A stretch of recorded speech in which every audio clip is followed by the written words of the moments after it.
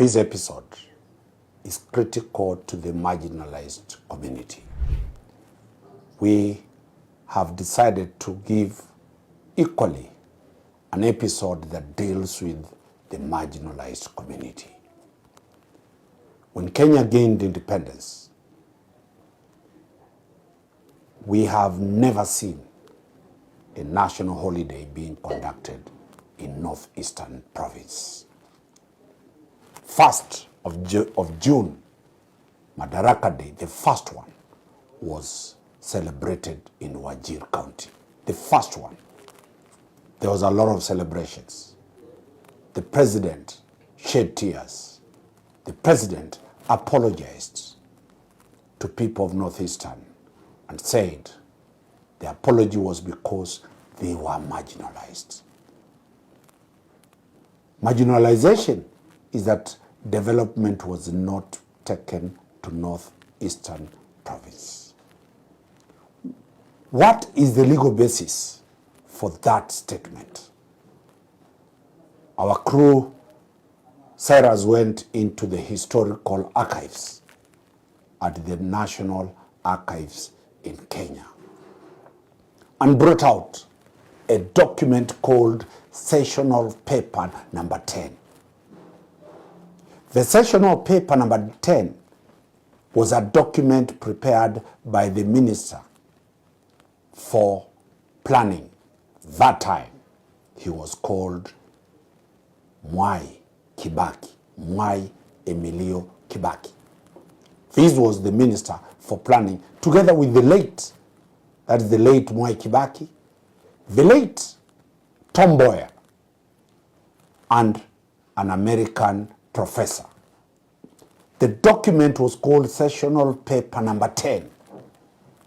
This is immediately after Jomo Kenyatta came to power on the first day of June 1963. They developed this document as a blueprint on how the Kenyatta government will deal with development in this country. That is the document that marginalized everybody. In Sessional Paper number 10, the policy was that government should only put its taxes, fund where there is high productive agricultural areas. These were the former White Islands, where there was coffee, where there was tea, and where there was cash crops. These are regions in the Mount Kenya region, both central Mount Kenya region, eastern Mount Kenya region, the Rift Valley, part of Nyanza, and some few areas of the Republic. So the government machinery, the government money was invested in these areas. They believed in a policy called trickle-down economics. That if you invest in these high agricultural areas, the other regions, the watapata ile inaitwa the small tokens that remain after people have eaten ugali. How did this happen? All the factories were put in Nairobi and in Thika. Fish could be brought from Kisumu to be processed in Thika. The rich Ukambani region, with its fruits, the fruits were to be brought to Thika to be processed in Thika. All the factories were placed in White Islands. The railway line terminated in areas like Nanyuki. National schools were centered in White Islands. If you check the national schools that were put around Kiambu area and the Nyeri alliance, the two alliances were in this place. Mangu was in Kiambu. Kagumo was in Nyeri. All these schools were national schools, were concentrated in white islands. Hospitals were concentrated in white island areas. Then we have universities. All the universities were placed in white island areas. This is the reason why regions like Ukambani, regions like Coast, regions like Maasai Land, regions like Luo Nyanza, regions like northern Kenya were not developed. This is the reason why the northern part of Kenya started what is called the Shifter War. They decided to secede, to move out of Kenya, because they felt Kenya is not part of their country. This bred to what is called a fight to bring in a new constitutional dispensation to address these inequalities. Come 2010, Kenyans passed a new constitution. What was the biggest push towards making of the new constitution is the fight to have devolution. In 1963, the Kenyatta government was given a constitution that had Majimbo. Majimbo was local development for local people. Sessional paper number 10 shifted this, and the Majimbo was abolished, and we had now a centralized government investing all resources in Nairobi and investing all resources in White Islands. 2010, we developed a constitution which created Article 27.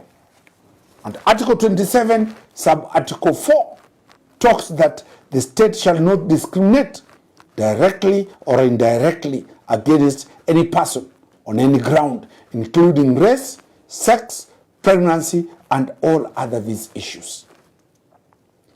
Then the state was to move forward to effect that.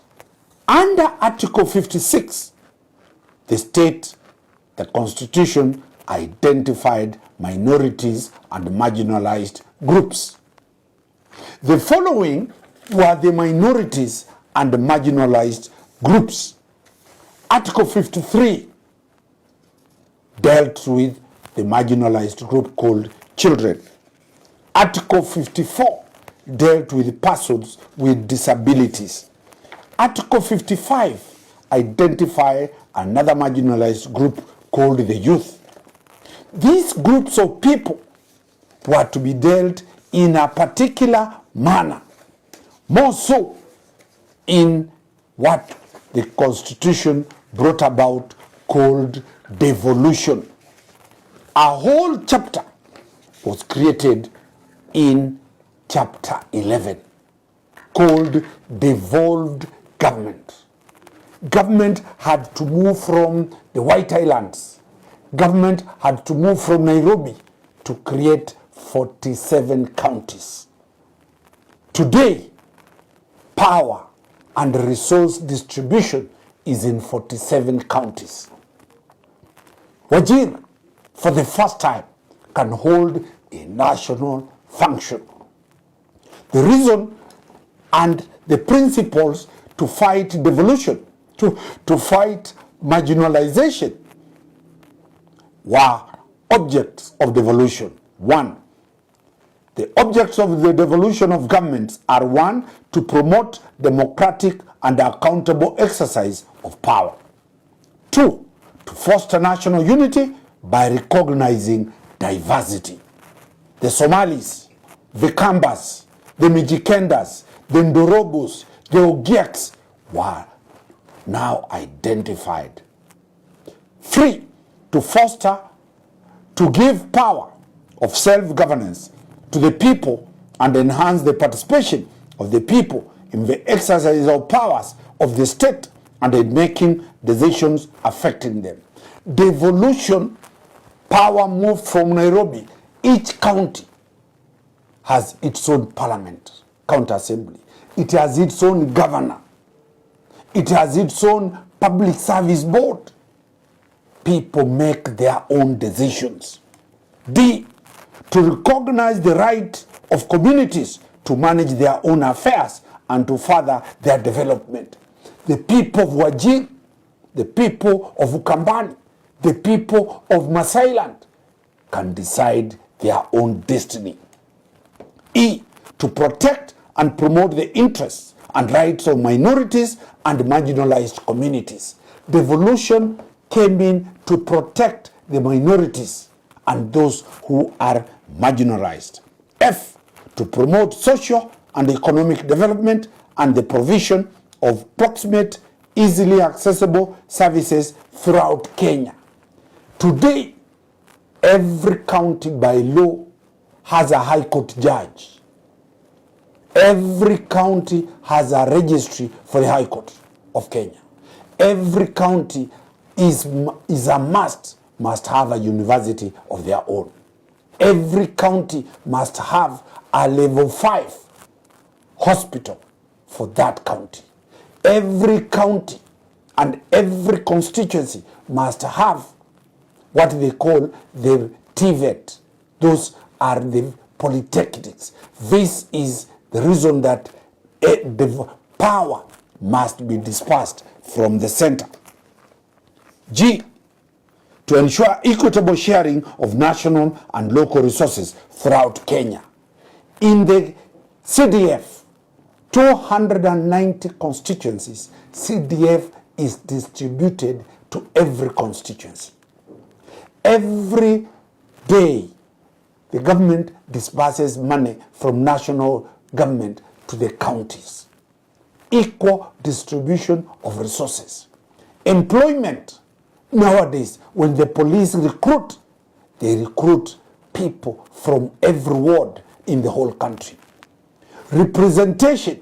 Every ward has an MCA. Every constituency has a member of parliament. Every county has a senator and a women rep and a governor. That is what it is.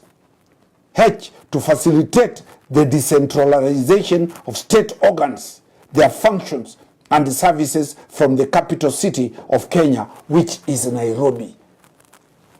Originally, all national celebrations were conducted from Nairobi, at Uhuru Park or at Nyayo Stadium. Today, they have devolved national functions. Parliament moves from National Assembly, they sit and the counties. Senate sits at the counties. This is what we call moving power from the capital city. And lastly, to enhance checks and balances and the separation of powers. So, Wakili Omari has told you it was a systematic way of making some communities not develop. Today, the face of the republic, through devolution and through the county government. The president apologized for Northeastern. He still has more regions to apologize for. The Ukambani region, the Masai region, the Coast region, the Mijikenda region, the regions that must be apologized to. We need to move forward and develop this country. Wakili, Omari brings to you how Kibaki, the icon, was also the architect of a policy that completely removed almost 2/3 of the public, the citizens of Kenya, from the mainstream economic development. Wakili, Omari, always a pleasure to bring it to you.